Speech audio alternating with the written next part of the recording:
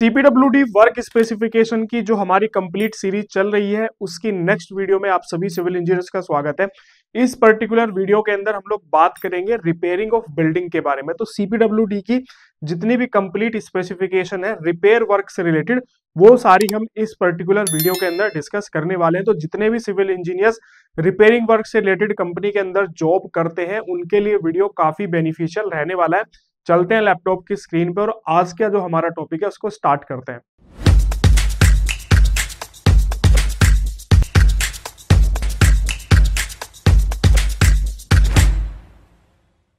CPWD work specification की next video में आप सभी सिविल इंजीनियर्स का स्वागत है और आज की वीडियो का हमारा जो टॉपिक रहने वाला है वो है रिपेयर ऑफ बिल्डिंग्स।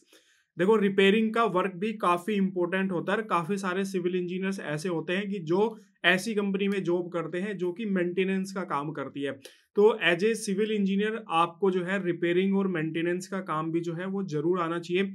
इसके अलावा इसमें दो पार्ट इसके अंदर बेसिकली होता है, एक रिपेयरिंग का काम होता है और एक डिसमेंटलिंग का काम होता है। दोनों चीजें हम लोग कवर करेंगे। फर्स्ट हमारा जो सब हेड है वो रिपेयरिंग ऑफ द बिल्डिंग है। इसमें जो CPWD की मेन चीजें हैं वो हम लोग जो है इस पर्टिकुलर सेगमेंट के अंदर डिस्कस करेंगे। चलते हैं, इसको थोड़ा सा स्क्रॉल करते हैं नीचे की तरफ। ये आपको यहाँ पे इसका टेबल ऑफ कंटेंट दिख रहा है कि भाई किस पेज पे कौन सा टॉपिक है, आप जाके इसको एक्सप्लोर कर सकते हैं। इसके अलावा कुछ IAS कोड की लिस्ट भी आपको यहाँ पे मिलेगी। तो ज्यादा कुछ IAS कोड नहीं है, यहाँ पे दो IAS कोड की लिस्ट दी है, IAS 4195 और IAS 14900, और जिसमें फर्स्ट वाले IAS कोड के अंदर पुट्टी की स्पेसिफिकेशन है और दूसरे में हमारी जो है फ्लोट ग्लास की स्पेसिफिकेशन है। देखो, रिपेयरिंग ऑफ बिल्डिंग में स्पेसिफिकेशन समझने से पहले आपको बेसिकली ये समझना पड़ेगा कि एक्चुअल में रिपेयरिंग वर्क होता क्या है। मान लो मेरी ये कोई वॉल है, ये मेरी एक वॉल है जिसकी साइज जो है वो 3 मीटर बाय 3 मीटर इसका जो है साइज है। अब होता क्या है कि मैंने इस वॉल को रिपेयर करना है। तो रिपेयरिंग के अंदर पहली कंडीशन क्या है? पहली कंडीशन ये है कि मैं गया मैंने इस वॉल को डिसमेंटल किया और उसके बाद में, या फिर इस वॉल की ऐसी कंडीशन है कि ये रिपेयर नहीं हो सकती है, इसको कंप्लीट डिसमेंटल करना पड़ेगा। तो मान लो मैंने इसको कंप्लीट रिमूव किया और कंप्लीट रिमूव करने के बाद मैंने इसको फिर से इसका कंस्ट्रक्शन किया। सो ये जो वर्क मैं करूंगा ये वर्क मेरा रिपेयरिंग वर्क के अंदर नहीं आएगा, ये मेरा वर्क आएगा न्यू वर्क के अंदर, क्योंकि मैंने उस स्ट्रक्चर को कंप्लीटली डिसमेंटल किया और उसके बाद मैंने उसको फ्रेश उसका कंस्ट्रक्शन किया। तो ये वर्क आता है हमेशा फ्रेश वर्क के अंदर। ये चीज ध्यान रखना, क्योंकि जब रिपेयरिंग ऑफ द वर्क का मेजरमेंट होता है तो ये चीज बड़ी कंफ्यूज होती है। ठेकेदार कोशिश करता है कि वो ज्यादा से ज्यादा जो है न्यू आइटम लेने की कोशिश करे, और कॉन्ट्रैक्ट जो क्लाइंट होता है वो चाहता है कि ज्यादातर रिपेयरिंग वर्क का जो आइटम है वो ज्यादा बने। अब दूसरी कंडीशन क्या है? दूसरी कंडीशन ये है कि भाई इसमें से कुछ एक पोर्शन जो है, इसका बीच का कोई एक पोर्शन है जो जिसकी मैं मान लेता हूं कि भाई मान लो ये 0.5 मीटर बाई 0.6 मीटर का जो है ये एक पैच था, आपने सिर्फ इतने ही पोर्शन को रिपेयर किया, तो ये वाला जो वर्क है ये आपका रिपेयरिंग वर्क के अंदर जाएगा। हमेशा ध्यान रखना इन चीज को। काफी कंफ्यूजिंग होता है जब साइट पे रिपेयरिंग वर्क एग्जीक्यूट होता है, क्योंकि फ्रेश वर्क का रेट अलग होता है और रिपेयरिंग वर्क का रेट जो है वो अलग होता है। ठीक है, तो ये चीज हो गया। अब रिपेयरिंग वर्क किन किन चीजों के हो सकते हैं ये भी आपको पता होना चाहिए। जनरली प्लास्टर वर्क का रिपेयरिंग काफी ज्यादा होता है, ब्रिक वर्क का रिपेयरिंग होता है, हमारी जो फ्लोरिंग होती है उसकी रिपेयरिंग होती है। इसके अलावा कई बार आपने देखा होगा कि सीलन वगैरह आ जाती है, तो वो भी रिपेयरिंग वर्क के अंदर ही आता है। डोर विंडोज जो हमारे होते हैं वो हमारे खराब हो जाते हैं, कई बार दीमक लग जाती है, कई बार जो है एनवायरमेंट इफेक्ट की वजह से वो खराब हो जाते हैं, तो उसको हमें करना होता है। कई बार ऐसा भी होता है कि हम कुछ अल्ट्रेशन कर रहे होते हैं, मान लो मैं कोई ओपनिंग देना है, कोई विंडो हमें लगानी है या कहीं पे डोर लगाना है, तो ये भी रिपेयरिंग वर्क के अंदर ही आता है। इसके अलावा अगर आप देखोगे तो जो हमारा ग्लास वर्क होता है, तो ग्लास वर्क को रेगुलर मेंटेनेंस की जरूरत होती है। तो बहुत सारा ग्लास ऐसा होता है कि जो डिसमेंटल हो चुका होता है, ब्रेक हो चुका होता है, तो हमें उसको रिपेयर करना होता है। ये सारे आइटम हमारे जो है रिपेयरिंग ऑफ द वर्क के अंदर आते हैं। और बहुत काफी गवर्नमेंट कॉन्ट्रैक्ट तो काफी बड़े लेवल पे निकलते हैं रिपेयरिंग के, और ज्यादातर कॉन्ट्रैक्टर्स जो है यही चाहते हैं कि उन्हें रिपेयरिंग का काम मिले, क्योंकि रिपेयरिंग के काम में मोटी कमाई होती है। काम थोड़ा सा करना होता है और बिल जो है वो बड़ा बनाना होता है। ठीक है, तो बाकी उन सब चीजों पे नहीं जाएंगे, हम लोग टेक्निकल चीजों पे बात करेंगे। यहाँ पे आते हैं, अब हमारा टॉपिक जो है वो मेन स्टार्ट करते हैं। आपको समझ में आ गया होगा कि एक्चुअल में रिपेयरिंग वर्क क्या होता है, और सो आपको और डिटेल में पढ़ना है तो इंटरनेट पे बहुत सारी इन्फॉर्मेशन आपको अवेलेबल है, आप जाके उनके बारे में पढ़ सकते हैं।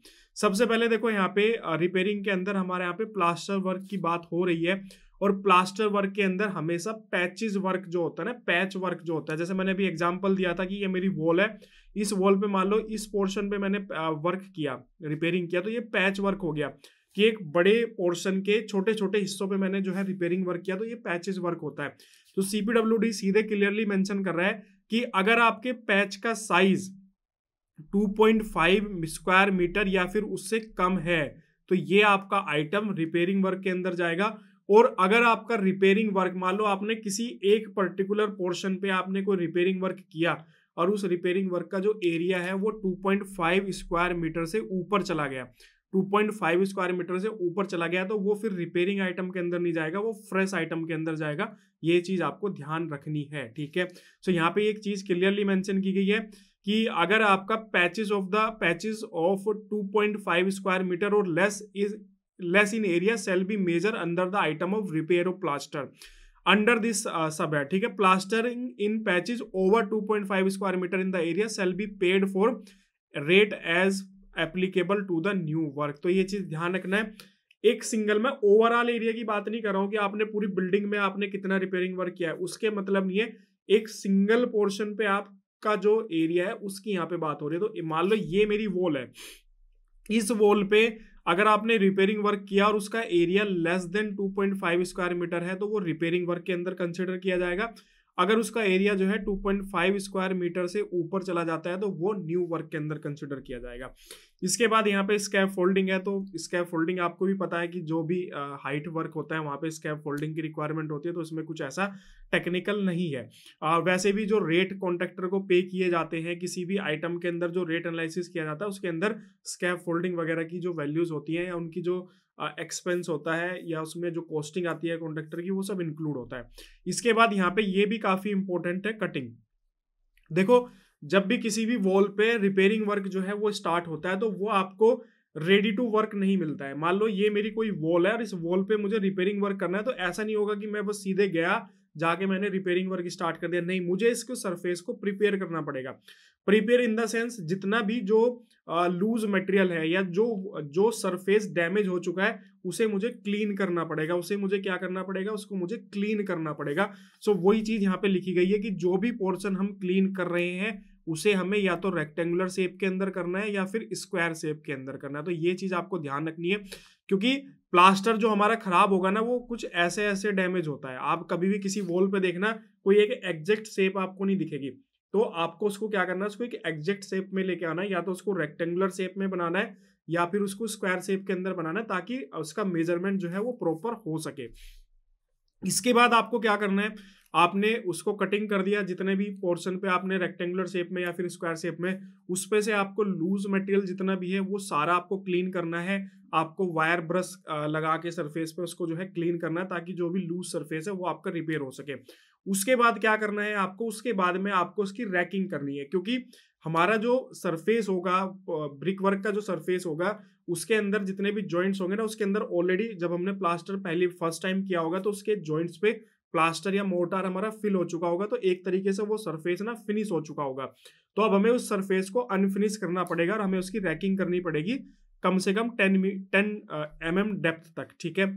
और अगर वो हमारा स्टोन वर्क का सरफेस है तो हमें 20 mm डेप्थ तक उस पर जो है रैकिंग करनी पड़ेगी। वो नहीं होती टकाई बोलते हैं जिसको, ऐसे ऐसे हम लोग करते हैं, तो उसकी जो डेप्थ होनी चाहिए ना ब्रिक वर्क में, कम से कम 10 mm उसकी जो है होनी चाहिए। उसके बाद हमें उसको क्लीन करना है, मतलब रैकिंग वगैरह कर ली, उसके बाद हमें उसको वेट करना है, ठीक है। उसकी क्यूरिंग करनी है। जब हमारा सरफेस वेट हो जाएगा उसके बाद हमें उसके ऊपर जो है प्लास्टर सरफेस जो है वो कर देना है। और प्लास्टर कैसे एप्लीकेबल करना है आप जाके फिनिशिंग वाली वीडियो देखना, पूरी की पूरी जो स्पेसिफिकेशंस है वो सारी की सारी वहाँ पे ऑलरेडी दी है फिनिशिंग के, तो आप जाके वो वीडियो देखना, लिंक आपको वीडियो के डिस्क्रिप्शन में आपको मिल जाएगा। अब इसके बाद में क्या करना है आपको, एक और यहाँ पे कंडीशन लिखी गई है कि जितना भी जो डिसमेंटल मटेरियल्स है जो साइट पे आपका पड़ा हुआ है उसको विदिन 24 आवर्स जो है साइट पे से हटाना पड़ेगा, ठीक है। तो जो भी आपने रिपेयरिंग वर्क किया है और वहाँ पे जो भी मलबा वगैरह के इकट्ठा हुआ है उसको विदिन 24 आवर्स जो है आपको साइट पे से हटाना पड़ेगा। इसके अलावा एक और टर्म लिखी गई है प्रोटेक्टिव मेजर्स। देखो ये क्या है, कोई फ्रेश वर्क नहीं है, ये न्यू वर्क है। तो मतलब ये कोई फ्रेश वर्क नहीं है, ये हमारा ओल्ड वर्क है, रिपेयरिंग वर्क है। तो हमारा पहले से ही हमारा डोर विंडो लगे हुए होंगे ऑलरेडी, इलेक्ट्रिकल स्विचेस वगैरह ऑलरेडी लगे हुए होंगे, हमारी जो फ्लोरिंग है ऑलरेडी वहां पे हो रखी होगी।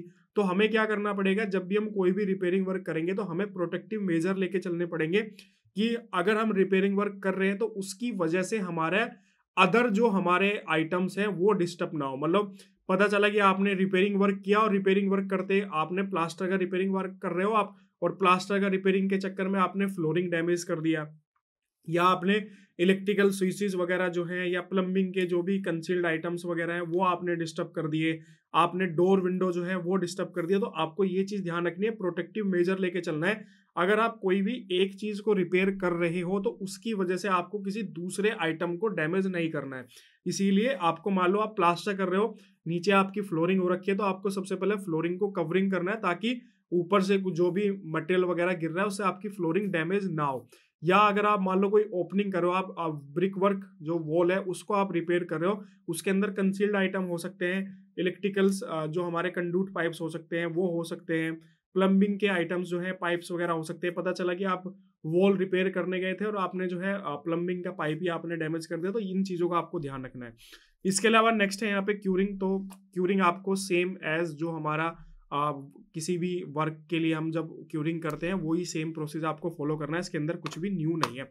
इसके बाद फिनिशिंग है, जब हमारा प्लास्टर सरफेस ड्राई हो जाए, आपने प्लास्टर कर दिया, रिपेयरिंग कंप्लीट हो गया, जब वो ड्राई हो गया तो उसके ऊपर आपको व्हाइट वॉशिंग या फिर जिस भी तरह का आपको पेंट करना है वो आप पेंट उस पर कर सकते हैं। इसके बाद यहाँ पे मेजरमेंट जो है स्क्वायर मीटर के अंदर उसका मेजरमेंट किया जाता है, ये चीज़ आपको ध्यान रखनी है। तो यहाँ पे आपका ये चीज़ जो है क्लियर हो गए। इसके अलावा यहाँ पे आपको जो है हमें हमेशा जो हम प्रिपेयर सरफेस प्रिपेयर करेंगे, जो हम इस तरीके से रेक्टेंगुलर या स्क्वायर शेप के जो बॉक्सेस बनाएंगे, इनका हमें मेजरमेंट करना है प्लास्टर वर्क स्टार्ट होने से पहले ही। आपने कोई वॉल है उस पे से आपने जो भी खराब प्लास्टर था उसको हटा दिया, प्लास्टर हटाने के बाद में आपका इस तरह का रेक्टेंगुलर या फिर स्क्वायर शेप का एक बॉक्स बन गया साइड उस पे वॉल पे। अब उसका आपको मेजरमेंट कर लेना है कि इसकी लेंथ कितनी रहेगी, इसकी विड्थ कितनी रहेगी, ठीक है। इसके अलावा रेट यहाँ पे तो जनरली रेट आपका जो भी चीज यूज हो रही है, चाहे आपका लेबर यूज हो रही है, देखो इसके अंदर रेट क्या होता है, अलग हो जाता है। अलग मतलब आप सरफेस प्रिपेयर कर रहे हो, आप सरफेस को जो भी डिसमेंटलिंग वगैरह उसकी करनी है उसका रेट भी इंक्लूड होता है। इसके अलावा फिर आप जब उसमें वर्क कर रहे हो उसमें मेटेरियल की कॉस्टिंग, लेबर की कॉस्टिंग, ये सारी कॉस्टिंग जो है रेट के अंदर इंक्लूड होनी चाहिए, यही सारी चीजें यहाँ पे बोल रहा है। और जो मलबा आपका इकट्ठा हो रहा है उसको रिमूव करने का भी रेट उसके अंदर ऐड होता है। ये तो थी बात हमारी प्लास्टर वर्क की। अब इसके बाद में हम यहाँ पे बात करते हैं डोर एंड विंडो फिक्सिंग की। सो यहाँ पे एक सबसे पहली कंडीशन क्या लिखी हुई है कि हमें डोर विंडो फिक्स करना है, क्लियर स्टोरी विंडो जो हमारी टॉप में लगती है, ठीक है, वेंटिलेशन के लिए। ये चौकट इन एग्जिस्टिंग ओपनिंग, मतलब ऑलरेडी कोई ओपनिंग पहले से ही बनी हुई है, अब हमें उसके अंदर जो है डोर और विंडो को उसके अंदर फिक्स करना है। तो यहाँ पे जो है हमें वॉल को कट नहीं करना है, ऑलरेडी ओपनिंग बनी हुई है, उस ओपनिंग के अंदर ही मुझे क्या करना है, उसके अंदर डोर एंड विंडो को फिक्स करना है। यहाँ पे एक सबसे इंपॉर्टेंट बात लिखी हुई है कि जो हमारा डोर का फ्रेम है, ये मेरा डोर का फ्रेम होता है, ठीक है। सो ये हमारा डोर का फ्रेम का जो बॉटम वाला पोर्शन है ये हमारा कम से कम 40 mm नीचे फ्लोर के अंदर जाना चाहिए, 40 mm जो है कम से कम फ्लोर के अंदर जाना चाहिए। तो जब भी हम डोर के फ्रेम को फिट कर रहे हैं तो हमें नीचे का जो जहाँ पे वो फ्लोर से टच हो रहा है जाके वहां पे हमें एक होल करना पड़ेगा कम से कम 40 mm डीप, और उसके अंदर चौकट को डालना पड़ेगा। तो ये कम से कम फ्लोर के अंदर जो है हमारी जो चौकट का लोअर पोर्शन है 40 mm जो है वो फ्लोर के अंदर जो है वो जाना चाहिए। इसके अलावा फिर हमें क्या करना पड़ेगा, होल्ड फास्ट लगे हुए होते हैं, आपकी जो चौकट होती है उसमें हमारे होल्ड फास्ट लगे हुए होते हैं, इस तरीके से ये होल्ड फास्ट लगे हुए होते हैं, क्लियर। सो इन ये होल्ड फास्ट हमारे कहाँ पे फिक्स होंगे, हमारी डोर वॉल के अंदर फिक्स होंगे। तो जिन जिन पोर्शन पे हमारे होल्ड फास्ट आ रहे हैं डोर के अंदर मतलब वॉल के अंदर, उन्हें उतने पोर्शन पे हमें वॉल को भी क्या करना पड़ेगा, कट करना पड़ेगा, ठीक है। तो उसके लिए भी यहाँ पे लिखा हुआ है कि हमें यहाँ पे जो कटिंग हम कर रहे हैं उस कटिंग को हमें फिक्स करना होता है कंक्रीट की मदद से, ठीक है, क्योंकि ब्रिक तो हम वहाँ पे यूज कर नहीं सकते, तो हमें वहाँ पे कंक्रीट लगानी होगी। उस कंक्रीट का हमारा जो रेशियो होना चाहिए 1:3:6 होना चाहिए। एक बार गूगल पे अगर कोई इमेज मिलती है तो मैं आपको यहाँ पे दिखा देता हूँ, डोर फ्रेम फिक्सिंग ब्रिक वो, कोई एक प्रॉपर इमेज तो मिल नहीं पा रही है यहाँ पे। अगर आप देखोगे ना तो यहाँ पे देखो ये ना कुछ पोर्शन कट किया है, वैसे तो गलत किया है इन्होंने, कॉलम को कट कर दिया, कॉलम कभी नहीं कट करना चाहिए, लेकिन यहाँ पे देखो ये पोर्शन ना कट किया है, यहाँ पे देखो ये पोर्शन कट किया है। क्लियर। सो ये पोर्शन इसलिए कट किया है ताकि हम ये जो मेरा फास्टनर निकला हुआ है ये फास्टनर हम लोग जो है इसके अंदर फिक्स कर सके। तो सेम चीज हमारे ब्रिक वर्क के अंदर हमें इस तरीके से कटिंग करनी है और उस कटिंग के अंदर फास्टनर आएगा और ये जो हमारी कटिंग हुई है इस कटिंग को हमें पैक कर देना है कंक्रीट की मदद से। जैसे यहाँ पे देखो ऊपर इन्होंने पैक किया है यहाँ पे, ठीक है। अब ये जो कंक्रीट का रेशियो होना चाहिए कम से कम मिनिमम 1:3 1:6 जो है यहाँ पे होना चाहिए। और यहाँ पे हमें 20 mm एग्रीगेट जो है वो यूज करना है आपका, ठीक है, 6 mm और 20 mm एग्रीगेट। और ये जो साइज होना चाहिए वो भी मेंशन है, इसकी लेंथ 30 सेंटीमीटर होनी चाहिए, इसकी जो विड्थ है वो 10 सेंटीमीटर होनी चाहिए और इसकी जो हाइट है वो 15 सेंटीमीटर होनी चाहिए। तो ये भी मेंशन कर दिया है। और होल्ड फास्ट का जो साइज है वो कम से कम 35 सेंटीमीटर लॉन्ग जो है वो होना चाहिए। क्लियर। ये चीज यहाँ पे हमारी लिखी गई है। इसके अलावा आपका जो है नीचे की तरफ हमारा फ्लोर में जो हम कट कर रहे हैं कंक्रीटिंग के, उसके लिए जो हमारा डोर है उसको फिक्स करने के लिए, तो उसमें हमें कंक्रीटिंग 1:2:4 कम से कम यूज करना चाहिए। इसके बाद हमारा जो ये सरफेस है, ये हमारा जो सरफेस यहाँ पे बना, ये वाला जो सरफेस हमारा बना, इस सरफेस को हमें प्रिपेयर मतलब फिनिश करना है प्लास्टर की मदद से। और हमारा जो प्लास्टर का रेशियो होना चाहिए वो 1:4 होना चाहिए, ठीक है। सो हमें रिपेयरिंग जो करनी है वो हमें 1:4 जो है सीमेंट मोर्टार की हेल्प से जो है इसकी क्या करनी है, हमें रिपेयरिंग करनी है। तो ये चीज हमें आपको यहाँ पे ध्यान रखनी है, ठीक है। अब यहाँ पे बेसिकली मेजरमेंट जो होता है ना वो नंबर्स के हिसाब से होता है। मतलब एक चौकट फिक्स किया, एक आइटम आपका हो गया, उसका नंबर्स के हिसाब से आपको पेमेंट हो गया। दूसरी चौकट आपने फिक्स की, दूसरा आइटम आपका हो गया, तो नंबर्स के हिसाब से आपको यहाँ पे पेमेंट किया जाएगा। और इसका जो रेट होता है ना, यहाँ पे देखो रेट आपको ध्यान रखना है। The rate shall be apply irrespective of the size of the chaukat up to a maximum area of opening 3.75 square metre. यहाँ पे क्लियरली मेंशन कर दिया है कि डोर के लिए हमारा जो मैक्सिमम एरिया होना चाहिए वो 3.75 होना चाहिए और विंडो के लिए हमारा जो एरिया मैक्सिमम होना चाहिए वो 2.5 स्क्वायर मीटर होना चाहिए। और हमारा जो क्लियर स्टोरी जो हमारी ऊपर की तरफ चौकट लगती है, क्लियर स्टोरी विंडो मैं आपको दिखा देता हूँ। अगर आप ये बेसिकली वॉल के टॉप पे लगती है क्लियर स्टोरी।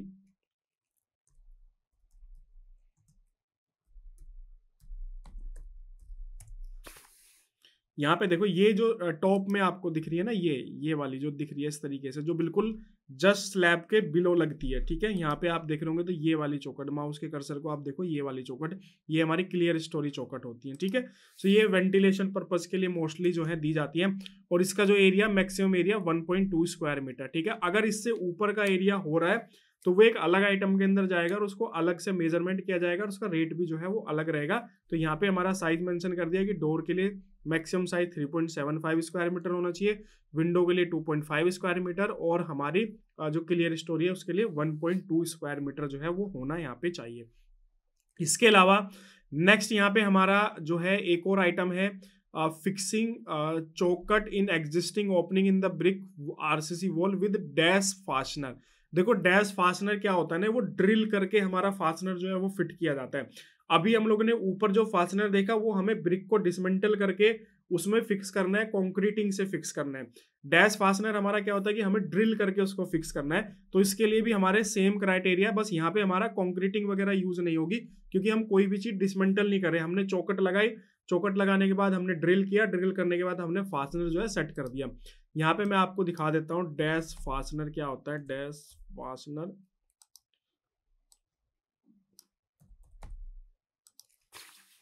ये इस टाइप के जो फास्टनर्स होते हैं ना, जो ड्रिल करके हमारे यूज होते हैं, उस टाइप के फास्टनर की यहाँ पे बात हो रही है। तो इसके लिए कुछ ऐसा स्पेशल क्राइटेरिया नहीं है। सिंपल आपने अपनी चौकट जो है ओपनिंग के साइज के हिसाब से बनाई, चौकट आपने लगाई, उसके बाद उसमें आपने होल पहले से ही जो आपका कारपेंटर होता है वो करके रखता है आपकी चौकट के अंदर।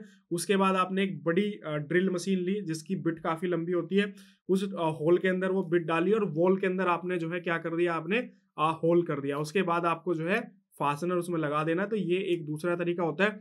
ज्यादातर आपने देखा होगा इस तरह के जो फास्टनर्स होते हैं वो हमारी एल्यूमिनियम यूपीवीसी की विंडो के अंदर लगते हैं। वुडन के अंदर भी यूज होता है लेकिन मोस्टली जो यूज होता है वो हमारी एल्यूमिनियम और यूपीवीसी की जो विंडोज होती है उसमें उसका यूज जो है वो किया जाता है।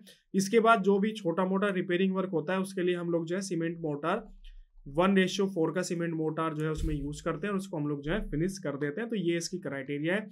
इसके अलावा मेजरमेंट का जो इसका क्राइटेरिया है वही सेम है, नंबर्स के हिसाब से पेमेंट किया जाएगा। और जो मैक्सिमम साइज अप्लाई है वही सेम है, 3.75 डोर के केस में, 2.5 जो है विंडो के केस में, और 1.2 जो है क्लियर स्टोरी विंडो के केसेस में। ठीक है, इसके बाद अब हमें यहाँ पे नेक्स्ट देखना है making opening in the masonry construction and the fixing chaukat for the door window and the clear story window. अब हमारा थर्ड केस हम लोग यहाँ पे डिस्कस करते हैं। थर्ड केस के अंदर क्या है, पहला केस हमारा क्या था कि हमारे पास ऑलरेडी ओपनिंग थी, उस ओपनिंग के अंदर हम लोगों ने जो है फास्टनर के लिए उसको थोड़ा सा डिसमेंटल किया, कंक्रीट करके फास्टनर फिक्स कर दिया। दूसरी कंडीशन क्या थी, हमारे पास ऑलरेडी ओपनिंग थी और हमने ड्रिल करके फास्टनर उसमें फिक्स कर दिया। अब तीसरी कंडीशन क्या है कि मेरी जो वॉल है उसमें ओपनिंग ही नहीं है, मतलब मेरी वॉल ओपनिंग ही नहीं है। अब उसके अंदर मुझे सबसे पहले ओपनिंग बनानी है और उसके बाद में फिर मुझे उसके अंदर डोर फिक्स करना है। मान लो ये मेरी कोई वॉल थी और ये पूरी वॉल कंस्ट्रक्ट हो रखी है। अब क्या होता है कि सडनली मैं कुछ मॉडिफिकेशंस कर रहा हूँ अपनी बिल्डिंग के अंदर, तो मुझे रिक्वायरमेंट हुई कि यार यहाँ पे ना एक डोर होना चाहिए। तो अब मैं क्या करूंगा, इस वॉल के अंदर सबसे पहले डोर के साइज जितनी एक ओपनिंग क्रिएट करूंगा, मतलब इसको डोर को डिसमेंटल कर, मतलब जो हमारी वॉल है उसको डिसमेंटल करूंगा और इसके अंदर एक ओपनिंग बनाऊंगा जिसमें मेरा डोर फिट हो सके। उसके बाद मुझे इसमें जो है डोर का फ्रेम जो है फिट करना है। ये चीज आपको यहाँ पे ध्यान रखनी है। अब देखो जो भी डिसमेंटल वाला पार्ट है वो तो हम डिटेल में डिस्कस करेंगे डिसमेंटलिंग वाले सेक्शन के अंदर। मोटा मोटी चीजें आपको बता देता हूँ। मोटा मोटी चीजें क्या है आपकी, जब भी कोई भी वॉल है, अगर उस वॉल को मुझे डिसमेंटल करना है तो कुछ कंडीशंस आपको ध्यान में रखनी है। सबसे पहली कंडीशन तो ये है कि आपको ये देखना है कि जो उसके अंदर एम्बेडेड सेक्शंस, जो उसके अंदर कंसील्ड आइटम्स हैं, वो है या फिर नहीं है। क्या यहाँ से मेरी कोई इलेक्ट्रिकल की कंड्यूट पाइप जा रही है, क्या यहाँ से मेरी कोई प्लम्बिंग की पाइपलाइन जा रही है। तो अगर इस तरह की कंडीशंस है कि आपकी वहाँ से इलेक्ट्रिकल वायरिंग के पाइप जा रहे हैं या आपका जो है वहाँ पे प्लम्बिंग के पाइप जा रहे हैं, तो आपको सबसे पहले उनको वहाँ से हटाना पड़ेगा या फिर उनका जो रूट है वो आपको डाइवर्ट करना पड़ेगा, या आपको अपनी जो ओपनिंग है वो कहीं और शिफ्ट जो है वो करनी पड़ेगी। तो ये चीज़ आपको ध्यान में रखनी है। दूसरी कंडीशन क्या है, दूसरी कंडीशन ये है, क्या आपकी जो वॉल है वो स्ट्रक्चरली इतनी स्ट्रोंग है कि वो अगर उसके अंदर मैं कोई ओपनिंग करता हूं तो वो उस पर वो डैमेज नहीं होगी। कई बार ऐसे होता है कि मेरी कोई ब्रिक की वॉल है और मैंने उसमें जैसे ही कुछ ओपनिंग करनी स्टार्ट की वो पूरी की पूरी वॉल ही मेरी डैमेज हो गई। तो ये चीज़ आपको ध्यान रखनी है। तीसरा आपको ध्यान ये रखना है कि क्या जिस वॉल पे आप ओपनिंग क्रिएट कर रहे हो, क्या वो ऐसी वॉल है जिसके ऊपर आपकी बिल्डिंग का काफी इंपॉर्टेंट लोड आ रहा है, या फिर वो मेजर लोड जो है वो ले रही है बिल्डिंग का। कई बार आपने देखा होगा बिल्डिंग रिपेयरिंग के टाइम पे बहुत सारे एक्सीडेंट होते हैं। होता क्या है कि आप ऐसे मेंबर को डिस्टर्ब कर देते हो जो मेंबर आपके स्ट्रक्चर को सबसे ज्यादा सपोर्ट कर रहा है। तो अगर आप किसी वॉल के अंदर ओपनिंग कर रहे हो तो आपको ये भी चेक करना है कि कहीं ऐसा तो नहीं कि वो वॉल जो है आपकी स्ट्रक्चर्स को सबसे ज्यादा सपोर्ट कर रही हो। तो सबसे ज्यादा सपोर्ट करने का मतलब सबसे ज्यादा लोड उसके ऊपर आ रहा है और आप क्या कर रहे हो, उसके अंदर ओपनिंग करके उसकी स्ट्रेंथ कम कर रहे हो। और ऐसा हो सकता है कि जैसे आप उसके अंदर ओपनिंग क्रिएट करो आपकी पूरी स्ट्रक्चर ही कोलैप्स कर जाए। तो इन चीजों का आपको ध्यान रखना है। बाकी इसके अंदर आपका कुछ भी नहीं है, सब कुछ सेम है। आपको होल फास्ट के लिए आपको स्पेस बनाना पड़ेगा, 1:3:6 कंक्रीट उसमें जो है आपको यूज करनी पड़ेगी। सब कुछ सेम है, ठीक है। उसके अलावा आपको उसको फिनिश करना पड़ेगा, 1:4 हमारा जो सीमेंट मोर्टार है उससे हमें उसको फिनिश करना पड़ेगा। और ये सारी चीजें आप यहाँ पे दी गई हैं 7 डेज के अंदर। अब इसके अंदर एक और चीज आ जाती है कि आप यहाँ पे ओपनिंग क्रिएट कर रहे हो तो आपको यहाँ पे ना एक लिंटल भी प्रोवाइड करना पड़ेगा, ठीक है। तो लिंटल क्या है कि हम यहाँ पे लिंटल ना कास्ट नहीं कर सकते, कास्ट करने में काफी दिक्कत हमें आएगी। तो इस केस के अंदर प्री कास्ट लिंटल जो है वो यूज किए जाते हैं। हम लिंटल को पहले से ही बना लेते हैं, उसके बाद उस लिंटल को उठा के हम लोग जो है ऊपर रख देते हैं, ठीक है। सो यहाँ पे आप खुद लॉजिकली सोचो कि कोई एग्जिस्टिंग वॉल है और उस वॉल पे मुझे कोई लिंटल डालना है, तो लिंटल डालना ऑन साइट लिंटल डालना आसान है या फिर बना बनाया लिंटल ला के वहां पे रखना आसान है। तो आप सिंपल आंसर है कि बना बनाया रखना बड़ा आसान है। तो इस केस के अंदर हम लोग जो है प्री कास्ट लिंटल का जो है उसके अंदर यूज करेंगे, ठीक है। तो वही चीज यहाँ पे दी गई है। और कम से कम 7 डेज पुराना जो है वो लिंटल हमारा होना चाहिए और 7 दिन तक उसकी क्यूरिंग भी जो है वो होनी चाहिए। होता क्या है, देखो इस तरह के मेंबर्स के अंदर क्या होता है, आपने 7 दिन तक उसकी क्यूरिंग करी, फिर आपको उसको थोड़ा टाइम जो है ड्राई होने के लिए देना है। ऐसा नहीं कि आप सीधे जो है वेट कंडीशन के अंदर ही लिंटल उठा के लाए और उसको ला के रख दिया, नहीं। आपने 7 दिन तक क्यूरिंग करी, कम से कम एटलीस्ट 24 आवर्स के लिए आपको उसको ड्राई करने के लिए रखना है, ठीक है। एक तो क्या होगा कि उसमें से जो मॉइस्चर कंटेंट होगा वो निकल जाएगा, जो भी एक्सपेंशन कॉन्ट्रैक्शन उसका होना होगा वो हो जाएगा। दूसरा, उसका वेट भी थोड़ा कम हो जाएगा। तो ये सब चीज़ें आपको ध्यान रखनी है कि आपको उसको ड्राई कंडीशन के अंदर ही उसको रखना है। उसके बाद ये फिनिशिंग वाला आइटम है जो कि हम ऑलरेडी ऊपर की तरफ देख चुके हैं। मेजरमेंट यहाँ पे हमारा जो है, हमारा 2 तरीके से हमारे यहाँ पे मेजरमेंट जो है वो बेसिकली दिया जाएगा। एक तो यहाँ पे जो हम ओपनिंग बनाएंगे उसका अलग पेमेंट दिया जाएगा कॉन्ट्रैक्टर को, जो कि डिसमेंटलिंग के आइटम के अंदर आएगा, और जनरली वो हमारा स्क्वायर मीटर के अंदर जो है उसका मेजरमेंट जो है वो किया जाएगा। कई बार ऐसा भी होता है कि हमारी जो वॉल की थिकनेस होती है उसके ऊपर भी डिपेंड करता है, और वो क्यूबिक मीटर के अंदर भी उसका मेजरमेंट जो है वो किया जाता है। ये आगे हम लोग जो है डिसमेंटलिंग वाले आइटम के अंदर जो है उसको देखेंगे। इसके अलावा बाकी रेट आपको पता है कि रेट के अंदर क्या क्या चीज़ें हमारी इंक्लूड होनी चाहिए। सो ये सारी चीज़ें हमारी यहाँ पे पार्ट कंप्लीट हो गए। अब देखो इस पर्टिकुलर आइटम के लिए अंदर आपके क्या क्या आइटम मेजरमेंट होंगे। सबसे पहले हम लोग जो डिसमेंटलिंग कर रहे हैं उसका मेजरमेंट होगा। दूसरा, हम लोग जो डोर या फिर हम लोग जो चौकट फिक्स कर रहे हैं उसका आइटम इंक्लूड होगा। तीसरा, हम लोग जो लिंटल उस पर लगा रहे हैं उसका आइटम भी अलग से मेजर किया जाएगा। तो देखो, एक ओपनिंग बनाने के लिए हमें कितने सारे आइटम जो है वो इंक्लूड करने पड़े। तो ये सारी चीज़ें हैं जो कि हमारा डोर विंडो वाला पार्ट यहाँ पे खत्म होता है। अब इसके बाद में हमारा ग्लास वाला पार्ट जो है हम लोग स्टार्ट करते हैं। नेक्स्ट पार्ट की तरफ हम लोग मूव करते हैं, और नेक्स्ट पार्ट के अंदर हमारा जो टॉपिक है आपको दिख रहा होगा ग्लास से रिलेटेड। देखो, ग्लास ना एक ऐसा कंपोनेंट होता है किसी भी बिल्डिंग में, अगर कहीं पे भी अगर वो यूज होता है उसको एक रेगुलर मेंटेनेंस की रिक्वायरमेंट होती है। और ज्यादातर केसेस के अंदर आपने देखा होगा कि कुछ टाइम के बाद में काफी सारे ग्लासेस जो है वो टूट जाते हैं, या फिर उनकी जो टेक्सचर्स है, शेप है, वो चेंज हो जाती है वेदर कंडीशंस की वजह से। तो कई सारे ऐसे फैक्टर होते हैं। तो ग्लास एक ऐसा कंपोनेंट होता है जिसको रेगुलर मेंटेनेंस की रिक्वायरमेंट होती है। तो अगर मैं आपसे एक क्वेश्चन पूछूं कि किसी बिल्डिंग के अंदर ग्लास से रिलेटेड जो रिपेयरिंग वर्क है वो किस टाइप के वर्क जो है वो हो सकते हैं, तो आपको कुछ पॉइंट्स जो है वो ध्यान रखने चाहिए। सबसे पहला तो क्या होता है कि ग्लास को रिप्लेस करना। रिप्लेस करना मतलब कि कोई ग्लास है, मान लो वो डैमेज हो गया है, ठीक है, उसमें क्रैक आ चुके हैं या फिर वो कंप्लीटली टूट चुका है, तो उस केस में हम उसको रिप्लेस करेंगे। कई बार ऐसे होता है कि उसका टेक्सचर्स वगैरह जो है वो चेंज हो जाता है, और उसके आसपास सराउंडिंग के जो ग्लासेस होते हैं उनका टेक्सचर सही है, लेकिन कुछ पर्टिकुलर ग्लासेस का जो टेक्सचर्स है वो वेदर की वजह से जो है वो घर खराब हो जाता है या डिफरेंट टेक्सचर्स हो जाता है। तो उस केसेस के अंदर भी हमें जो है उसको रिप्लेस करना होता है।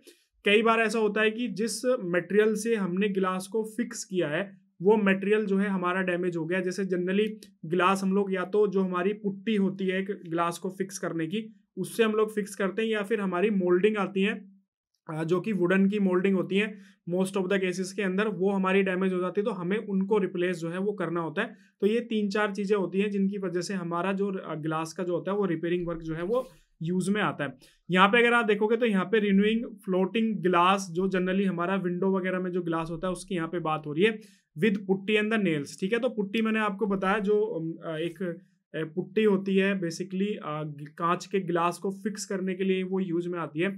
आपके घर में अगर कोई विंडो वगैरह पुराने टाइम पे लगी होगी तो उसमें आपने देखा होगा कि चारों साइड जो है एक मिट्टी टाइप जो है उसके अंदर लगी हुई होती है।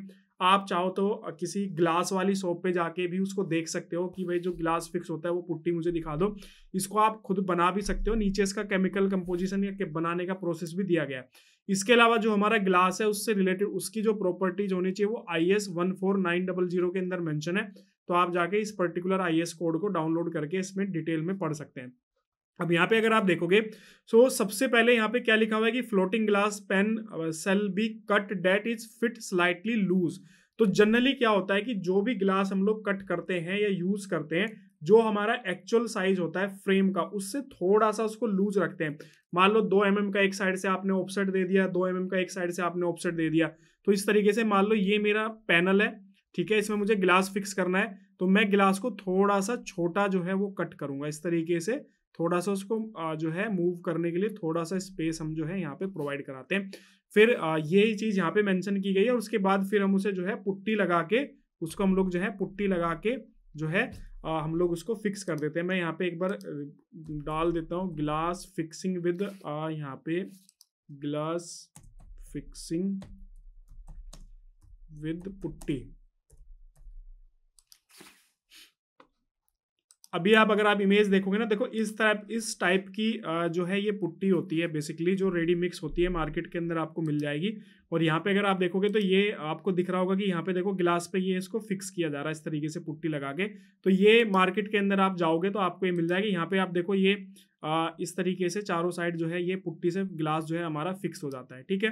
तो इस तरीके से आप देखोगे तो कई आपके घर में भी अगर आपने देखा होगा, यहाँ पे अगर आप देखो सो ये देखो इस इमेज के अंदर आपको दिख रहा है गिलास पुट्टी होती है, इस तरीके से इसको गिलास को जो है वो फिक्स कर दिया जाता है। ये पहले क्या होती है, थोड़ी सी लूज होती है, फिर धीरे धीरे क्या होती है टाइट हो जाती है। टाइट होने के बाद में ये अपनी पोजीशन जो है फिक्स कर देती है। यहाँ पे आप इसको बना भी सकते हो। इसको बनाने के लिए thin layer of putty conforming IS code 491 के अंदर जो है इसके रिलेटेड IS कोड में आपको इन्फॉर्मेशन मिल जाएगी। इसके अंदर आप क्या कर सकते हो, 1 part of lead with 3 part of phenyl powder chalk, ठीक है, ये आपको मिक्स करना है। उसके बाद उसके अंदर जो है बॉइल्ड लाइन सीड ऑयल जो है उसके अंदर मिक्स करना है। और उसके अंदर आपको जो है वॉर्निश भी ऐड करनी है। और ये कितनी वॉर्निश ऐड करनी है, 1 लीटर वॉर्निश ऐड करनी है 18 kg पेस्ट के अंदर। तो आप चाहो तो इसको ऑन साइट भी आप बना सकते हो, या फिर रेडी मिक्स आप जो है ला के इसको आप यूज कर सकते हो, ठीक है। इसके अलावा अगर आप देखोगे नीचे यहाँ पे एक टेबल दी है ग्लास से थिकनेस से रिलेटेड। तो जो भी हम ग्लास यूज कर रहे हैं, रिप्लेस कर रहे हैं, तो एग्जिस्टिंग जो ग्लास है उसकी और जो हम ग्लास यूज कर रहे हैं उसकी डायमेंशंस में जो टॉलरेंस होना चाहिए वो इतने mm का टॉलरेंस जो है वो परमिसिबल है। उससे ज्यादा का अगर टॉलरेंस हो रहा है तो फिर वो परमिसिबल नहीं है। अब इसका मेजरमेंट देखो कैसे किया जाता है। जो मेरा ग्लास है वो स्क्वायर मीटर के अंदर उसका मेजरमेंट किया जाता है। और जो मैं इसके चारों साइड जो पुट्टी लगा रहा हूँ उसका रनिंग मीटर के अंदर मेजरमेंट किया जाता है। तो ये चीज आपको ध्यान रखनी है। जो भी मान लो मेरा ये फ्रेम है, इस फ्रेम की मैं लेंथ यहाँ से इसकी हाइट और इसकी जो विड्थ है ये मल्टीप्लाई कर दूंगा तो एरिया निकल जाएगा। और इसके चारों साइड जो मैं पुट्टी लगा रहा हूँ गिलास को फिक्स करने के लिए, ये चारों साइड की मैं लेंथ मेजर कर लूंगा। और उसके बाद में जो मेरी लेंथ आएगी वो लेंथ मेरी जो है पुट्टी का मेजरमेंट होगा। इसके अलावा अगर आप यहाँ पे देखोगे तो नेक्स्ट है यहाँ पे वुडन फिलेट जो होते हैं हमारे, जो वुडन के मोल्डिंग जो आती है उससे भी हम लोग जो है ग्लास को फिक्स करते हैं, ठीक है। इसकी भी आपको यहाँ पे fix with wooden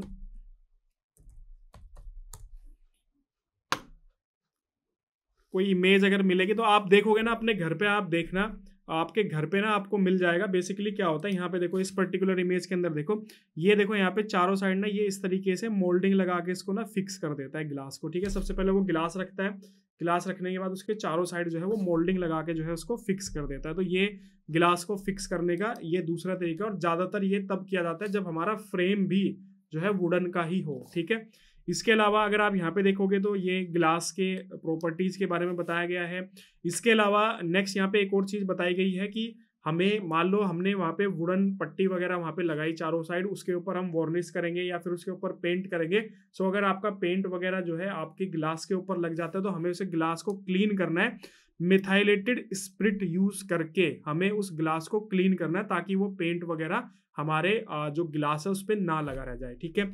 measurement again इसका मेजरमेंट क्या होता है, जो मेरा ग्लास का एरिया है वो स्क्वायर मीटर के अंदर मेजरमेंट किया जाता है। और जो मेरी वुडन की बैटन है या सॉरी मोल्डिंग है वो हमारी रनिंग मीटर के अंदर मेजरमेंट की जाती है। तो डिफरेंशिएट आपको पता होना चाहिए।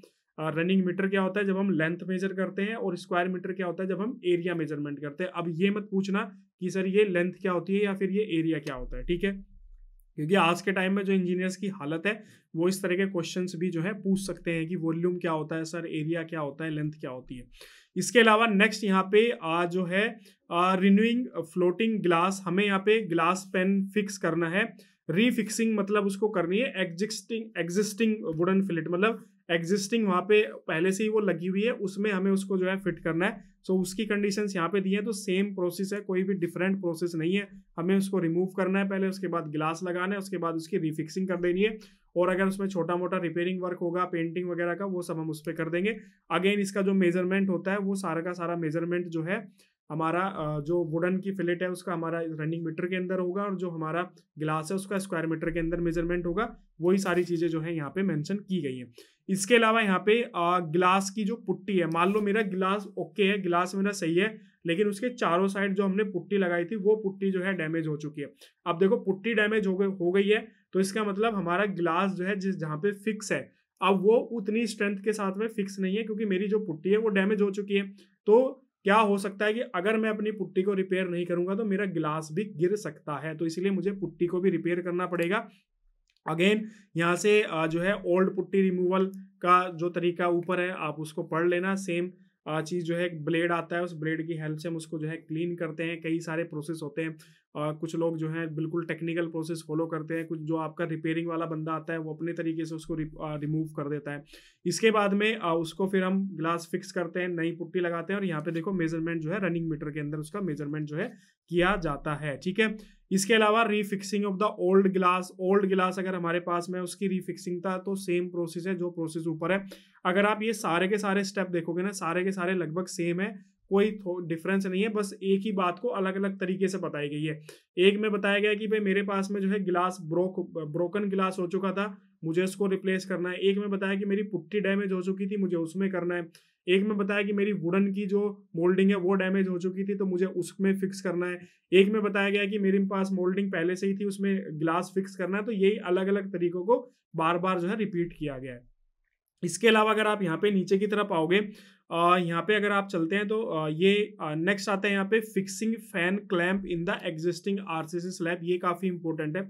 देखो कई बार ऐसे होता है, आपने ये चीज अपने घर में भी नोटिस की होगी कि मान लो कोई आपका रूम है और रूम में आपने देखा कि सीलिंग फैन के लिए कोई स्पेस नहीं है, या कई बार ऐसे होता है कि मान लो आपके रूम का साइज बड़ा है, ठीक है, सो आपने सीलिंग फैन जो है सेंटर में आपने लगाया हुआ है, लेकिन इन फ्यूचर में रिक्वायरमेंट क्या हुई कि आपने बेड वगैरह अपना शिफ्ट कर लिया, इस डायरेक्शन में शिफ्ट कर लिया, या फिर आपने इस डायरेक्शन के अंदर शिफ्ट कर लिया। सो आपको रिक्वायरमेंट हुई कि यार ये फैन जो है ना सेंटर में ना होकर इधर होना चाहिए था।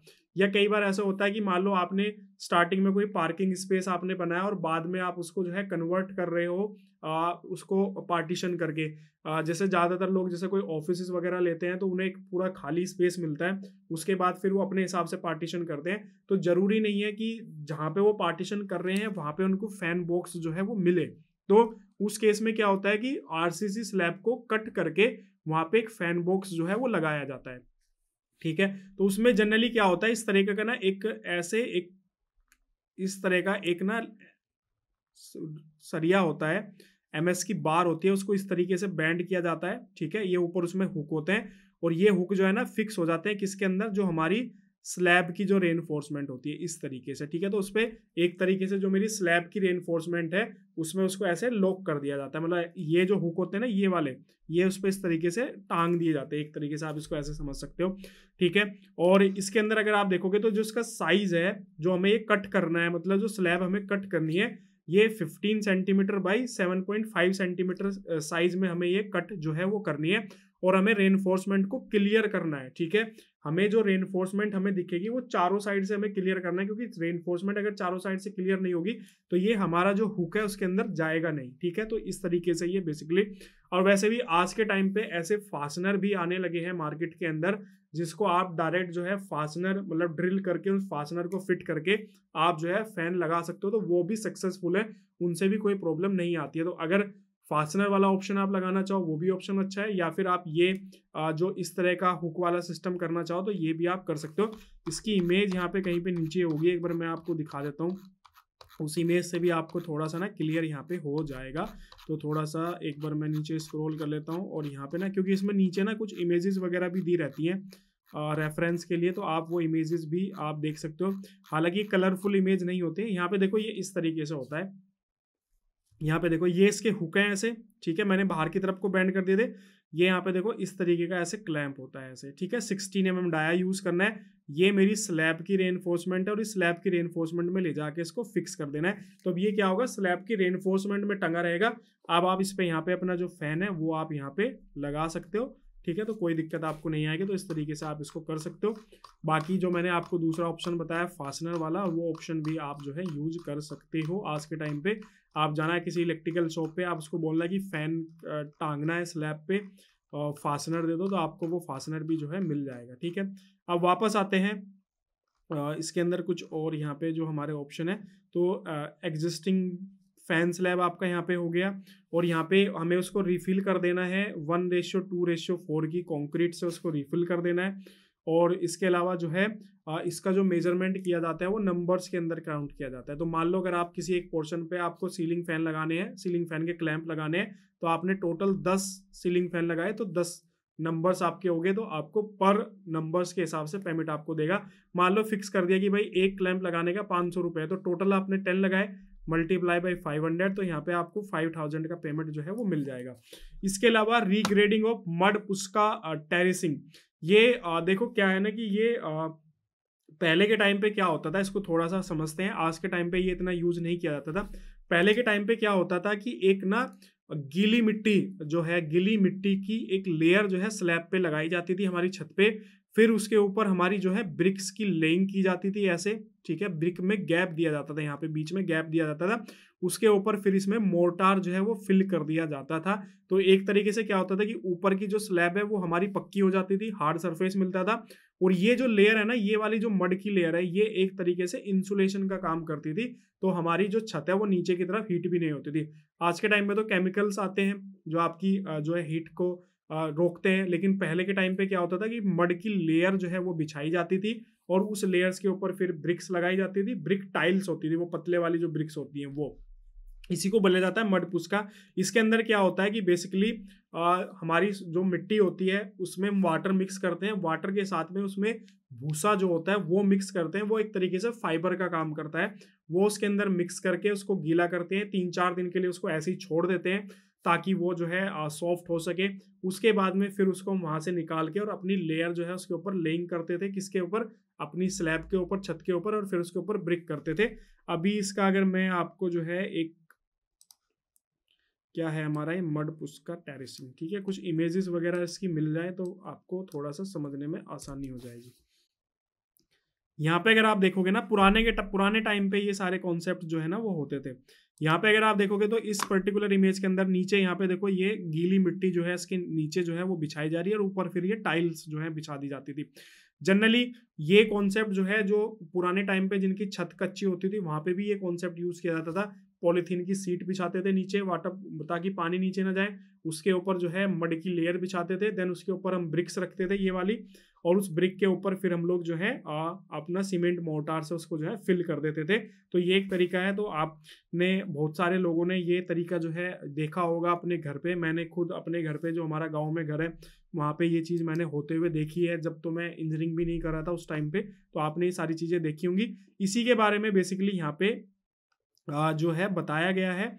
सबसे पहले तो डिसमेंटलिंग करनी है। मान लो अब आपकी पुरानी छत थी जिस पे ये प्रोसेस फॉलो हो रखा था, तो आपको सबसे पहले ऊपर की जो ब्रिक है वो हटानी है।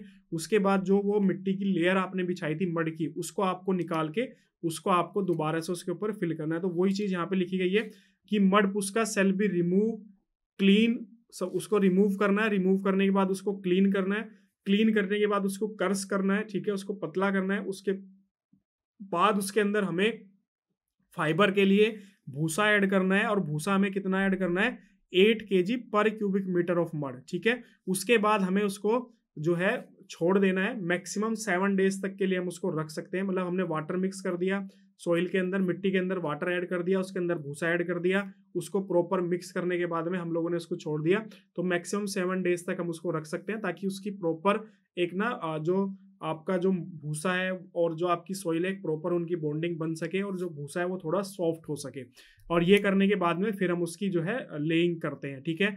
इसके अलावा लिपिंग भी करते हैं। आपने देखा होगा गोबर की लेप जो है वो करते हैं आज भी गांव देहात के अंदर, जहाँ पे कच्ची छतें होती हैं, कच्चे फ्लोर होते हैं, वहाँ पे गोबर का लेप किया जाता है। उसके बारे में भी यहाँ पे मेंशन किया गया है। तो अगर इस तरह का कोई भी काम है तो आप इसको यहाँ पे पढ़ सकते हो, गोबरी जिसको बोला जाता है, ठीक है। तो आपके गांव देहात में आपकी लैंग्वेज में जो बोलते हैं आप उसको यहाँ पे समझ सकते हो। और यहाँ पे अगर आप देखोगे तो इसके अंदर हमें गोबर यूज करना होता है कितना, 0.03 क्यूबिक मीटर पर स्क्वायर मीटर पे हमारा गोबर का कंजप्शन जो है उसके अंदर होना चाहिए। इसके अलावा यहाँ पे देखो लेइंग ऑफ ब्रिक, तो ब्रिक जो लेइंग की जाती है बेसिकली वो या तो जो हमारे पास में वेस्ट ब्रिक होती है, एक तरीके से आधे पौने जो ब्रिक्स होती हैं वो हम यूज करते हैं, या फिर ब्रिक टाइल्स आती हैं जो छोटे साइज की ब्रिक्स होती हैं, और वो प्लेस ऐसे की जाती है। ये मैंने एक ब्रिक प्लेस किया, उसके बाद थोड़ा गैप दिया जाएगा, फिर दूसरी ब्रिक, फिर थोड़ा गैप दिया जाएगा, फिर थोड़ी ब्रिक, फिर थोड़ा गैप दिया जाएगा। फिर अगर आप यहाँ पे भी देखोगे ना, इस पर्टिकुलर इमेजेस के अंदर। सो यहाँ पे भी देखो हर एक ब्रिक से दूसरे ब्रिक के बीच में ना गैप दिया गया है। और ये गैप देने का रीजन क्या है, क्योंकि जब इसके ऊपर मोर्टार की फिलिंग की जाएगी, जब इसके ऊपर यहाँ पे देखो इस पर्टिकुलर इमेज के अंदर यहाँ पे देखो ये मोर्टार इसके अंदर डाला जा रहा है, तो ये मोर्टार जब इसके ऊपर डाला जाता है तो ताकि जो जॉइंट्स हैं उनके अंदर मोर्टार जो है वो चला जाए और जो है बॉन्डिंग प्रॉपर हो सके। आज के टाइम पे ब्रिक कोबा जो एक टर्म है वो भी इसी से मिलती जुलती है, बस इसमें क्या होता है ब्रिक कोबा के अंदर हम लोग नीचे मोर्टार यूज करते हैं, सीमेंट मोर्टार, हम उसमें नीचे कोई मड वगैरह यूज नहीं करते। यहाँ पे देखो ये जो प्रोसेस है ये ब्रिक कोबा का कॉन्सेप्ट है। यहाँ पे अगर आप देखोगे इस पर्टिकुलर इमेजेस के अंदर, सो यहाँ पे देखो आप देखो कितना गैप जो है ब्रिक्स के अंदर में दिया गया है। तो ये ज्यादातर टेरेस जो होता है ना हमारा, उसको ट्रीटमेंट के लिए किया जाता है। तो ये सारा प्रोसेस है, आप पढ़ लेना। इसके अलावा यहाँ पे एक और चीज यहाँ पे मेंशन की गई है, रिप्लेसिंग रेड और व्हाइट सैंडस्टोन स्लैब इन रूफिंग। देखो जब लिंटल का कॉन्सेप्ट नहीं आया था तो गांव देहात में या पहले जो पुराने घर होते थे उस पे क्या होता था कि एक आई सेक्शन, चैनल सेक्शन जो होते थे वो या फिर मड के या फिर वुडन के जो बीम होते थे वो यूज किए जाते थे। उसके ऊपर हम लोग जो है 2x2 की रेड कलर की स्टोन, जो रेड स्टोन होता है, रेड सैंड स्टोन, उसकी स्लैब उसके ऊपर रखते थे। देन उसके ऊपर फिर हम उसकी रूफिंग कर देते थे। आप आई थिंक इसको जो है रिलेट कर पा रहे होंगे। मैं यहाँ पे एक बार अगर इमेज मिलती है तो सैंड स्टोन रूफ, ये नहीं यार, सैंड स्टोन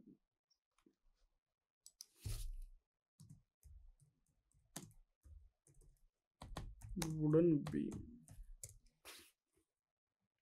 ये देखो यहाँ पे आपको ये इमेज दिख रही होगी। ये इस पर्टिकुलर इमेज के अंदर देखो आप इस चीज को रिलेट कर पा रहे होंगे। आप बहुत सारे जितने भी आप व्यूअर्स हैं आप में से काफी लोगों के घर में अभी भी ये कॉन्सेप्ट जो है वो होगा। यहाँ पे देखो ये यहाँ पे ये आपको एक चैनल सेक्शन दिख रहा है, ठीक है, एमएस का, लेकिन उससे पहले जो है वुडन के बीम जो है वो यूज किए जाते थे, जिसको हमारे इधर तो हमारे यहाँ पे, क्योंकि मैं मेरठ साइड का हूँ, हमारे यहाँ पे तो उसको कड़ी बोलते थे। अब आपके उधर उसको क्या बोलते हैं टेक्निकल लैंग्वेज में, उसको बीम बोला जाता था, वुडन बीम, ठीक है। यहाँ पे देखो, और ये जो आपको यहाँ पे दिख रहा है ना व्हाइट कलर का जिसपे पेंट हो रखा है, ये सैंड स्टोन की स्लैब है जो कि जनरली 2x2 के साइज में जो है मार्केट के अंदर आती थी, या फिर इसके अलग अलग साइजेस भी जो है वो मार्केट के अंदर जो है वो अवेलेबल थे। तो आज के टाइम पे भी बहुत सारे गाँव के अंदर जो घर बनते हैं, यहाँ पे आप देखो इसके अंदर भी ये स्लैब यूज की गई है, और ये जो है सेक्शन जो है वो यूज किया गया है आपका। ये आई सेक्शन भी यूज होता है, टी सेक्शन भी इसके अंदर जो है यूज किया जाता था, ठीक है। तो ये कॉन्सेप्ट जो है आप में से बहुत सारे लोगों ने देखा होगा। तो इस तरह की अगर कोई स्लैब है तो उसकी बेसिकली यहाँ पे रिपेयरिंग की बात की गई है, जिसके अंदर यहाँ पे जो है डिसमेंटलिंग ऑफ द रूफ के बारे में बात की गई है। आप इसको पढ़ लेना, कुछ इतना खास इसके अंदर नहीं है। रीलेइंग ऑफ द, देखो क्या होता है इस तरह की जो स्लैब होती है ना उसमें किस तरह की प्रॉब्लम आ सकती है। सबसे पहली प्रॉब्लम जनरली जो इस तरह की स्लैब के अंदर आती है वो आती है लीकेज की, कि वाटर आपका लीकेज होना स्टार्ट हो जाता है। तो सबसे पहले तो ये एक प्रॉब्लम आती है जिसकी रिपेयरिंग जनरली होती है। दूसरी प्रॉब्लम क्या आती है कि जो हमारी ये सैंड स्टोन की स्लैब होती है ये इनमें ना क्रैक आ जाते हैं कुछ टाइम के बाद। बहुत सारी, कि मान लो एक लाइन के अंदर 10 लगी हुई तो 10 में से कोई एक में क्रैक आ गया, या पूरे रूम के अंदर 2 स्लैब के अंदर क्रैक आ गया, तो हमें उनको रिप्लेस करना होता है। तीसरा तरीका क्या होता है, जिसके ऊपर वो रेस्ट कर रही है, या तो आपका वो चैनल सेक्शन है एमएस का, या फिर आपका वो वुडन का सेक्शन है। तो कई बार क्या होता है कि जो आपका वुडन का सेक्शन है वो डैमेज हो गया है, उसमें कोई क्रैक आ गया है, या फिर आपका जो एमएस का सेक्शन है उसमें कोई जो है क्रैक वगैरह या फिर जंग लगने की वजह से जो है वो खराब हो गया है, तो उसको जो है रिप्लेस किया जाता है। तो ये जनरली 3 तरह की प्रॉब्लम्स जो है इस तरह के केसेस के अंदर आती हैं। तो ये आपको यहाँ पे बताई गई है। तो यहाँ पे अगर आपका देखो स्टोन रूफिंग स्लैब जो हमारा स्टोन है उसको रिप्लेसिंग की यहाँ पे बात जो है वो की गई। अगर आप नीचे की तरफ आओगे तो यहाँ पे जो हमारी वुडन बैटन है या फिर वुडन बीम, जिसको मैं बोला था कि हमारे यहाँ पे उसको कड़ी बोला जाता था, ये खराब हो गए तो आपको उसको रिप्लेस करना है। तो उसके बारे में बेसिकली यहाँ पे बात की गई है, जो कि इतना कुछ खास नहीं है। आज के टाइम पे बहुत ही रेयरली आपको कहीं पे मिलेगा, तो आप इसके बारे में पढ़ना है तो पढ़ लेना। मेजरमेंट इसका देखो यहाँ पे क्यूबिक मीटर्स के अंदर इसका मेजरमेंट जो है वो किया गया है, तो आप इसके बारे में डिटेल में पढ़ना चाहो पढ़ लेना, ठीक है। बाकी अगर नीचे की तरफ आओगे तो यहाँ पे जनरली आपको पेंटिंग से रिलेटेड जो है सारी चीज़ें मिलेंगी, जो कि हम ऑलरेडी फिनिशिंग वाले पार्ट के अंदर जो है वो कवर कर चुके हैं। तो बार बार सेम चीज़ को रिपीट करने का कोई मतलब नहीं बनता। फिनिशिंग वाली वीडियो आप देख लेना, आपको यहाँ पे जगह जगह बार बार देखा हुआ भी मिलेगा कि फॉलो जो है फिनिशिंग वाला जो क्लोज है उसको आप फॉलो करो। यहाँ पे आप देखो आपको हर आइटम के अंदर यही सेम चीज़ रिपीट होती हुई मिलेगी कि फिनिशिंग वाला जो क्लोज है वो आप फॉलो करो, तो आप फिनिशिंग वाली वीडियो देख लेना। इसके अलावा इसके अंदर जो है नीचे की तरफ जितनी भी जो CPWD की स्पेसिफिकेशंस है, इसमें क्या है कि लास्ट में क्या है कि फील्ड टेस्ट के बारे में बताया गया है। तो मैंने आपको स्टार्टिंग से ही बोला था कि जो टेस्ट वाला पार्ट है उसको हम अलग सेक्शन के अंदर कवर करेंगे जब हम QA/QC की सीरीज जो है वो स्टार्ट करेंगे, तो उसके अंदर हम लोग जो है इन टेस्ट के बारे में डिटेल में डिस्कशन करेंगे। तो अभी हमारा स्पेसिफिकेशन वाला पार्ट चल रहा है, अभी आप स्पेसिफिकेशन वाले पार्ट को एंजॉय करिए। जब हम क्वालिटी कंट्रोल वाली सीरीज स्टार्ट करेंगे तो उसके अंदर फिर हम ये जो हमारे क्वालिटी कंट्रोल से रिलेटेड जो टेस्ट है उसके बारे में डिस्कस करेंगे। इस वीडियो को यहीं पे क्लोज करेंगे। बाकी इस वीडियो से रिलेटेड कोई भी डाउट, कोई भी कंफ्यूजन हो, बेझिझक होकर कमेंट सेक्शन में कमेंट करना। हमारी mobile application solitude education, link video के डिस्क्रिप्शन में, आप उसको डाउनलोड कर सकते हैं। जो भी आप अपनी स्किल इंप्रूव करने के लिए कोर्सेज करना चाहते हैं, आप वो कोर्सेज जो है ज्वाइन कर सकते हैं।